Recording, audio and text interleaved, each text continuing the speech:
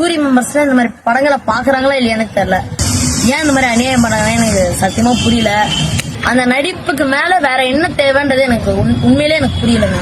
தமிழக அரசு ரீசெண்டா 2016 இருந்து 2022 வரைக்கும் ரிலீஸ் ஆன படங்களுக்கு மாநில விருதுகளை அறிவிச்சது மட்டும் இல்லாம அதுக்கான லிஸ்டையும் வெளியிட்டிருக்காங்க.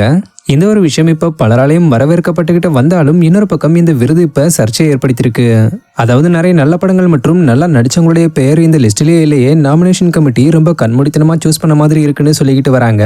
சிலர் தனக்கு அவார்டு அறிவிக்கலன்னு ஓப்பனாவே பேசிக்கிட்டு வராங்க. அந்த வகையில் already serial actress Lakshmi video ஒன்று ஷேர் பண்ணி தனக்கு அவார்டு அறிவிக்கப்படலைன்னு ஆதங்கப்பட்டு பேசியிருந்தாங்க.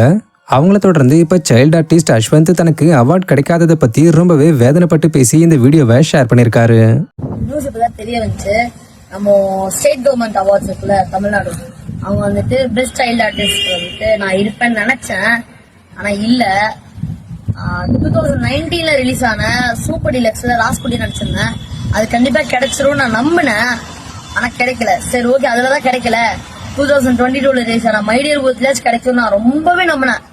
சரி ஓகே, அதுல கிடைக்கல, இதுலாச்சும் கிடைச்சிரும் ரொம்ப நம்பினேன். அதுலயும் கிடைக்கல.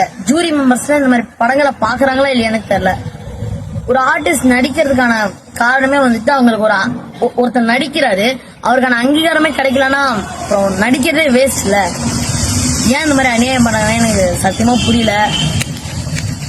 எனக்கு தெரியல. ஆடியன்ஸ் நீங்க சொல்லுங்க.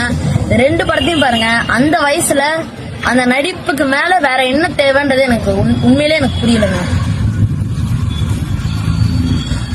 மேலும் டைரக்டர் பாரஞ்சித் அவர்களும் தன்னுடைய எக்ஸ்பேஜில் தமிழ்நாடு அரசு விருதுகள் அறிவிச்சிருக்கிற இந்த நிலையில உங்ககிட்ட ஒரு கேள்வி கேட்டுக்கிறேன்.